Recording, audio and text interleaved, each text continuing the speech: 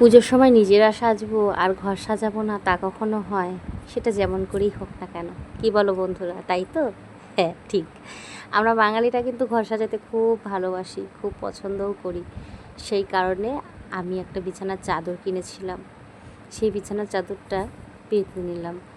আসলে বিছানাটা টান টান রাখাটা আমার খুব ভালো লাগে।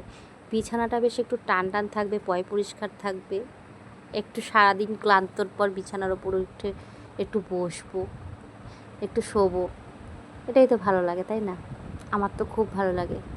কে কে আমার মতো ঘর সাজাতে ভালোবাসো, ঘর পয় পরিষ্কার রাখতে ভালোবাসো বলো তো? সবাই চাই আমরা, তাই না? সেই জন্য বালিশের ওষারও ছিল, এটার সাথে দুটো কভার দিয়েছিল, সেই কভার দুটোও ভরে নিলাম। তো যাই হোক, পুজোতে শুধু নিজেরা সাজবো কেন, ঘরটাকেও একটু সাজিয়ে নিলাম। আর মা দুর্গা তো আমাদের সাথে সাথে আমাদের ঘরেও আসবে, তাই না? সেই কারণে। আর সামনেই হচ্ছে লক্ষ্মী পুজো। তো দেখো, আমাদের তিনজনে তিনটে কোলবালিশ, আর ঘরটা কত সুন্দর করে সাজিয়ে নিয়েছি। আমার তো খুব ভালো লাগছে, একটু শুয়ে নিই।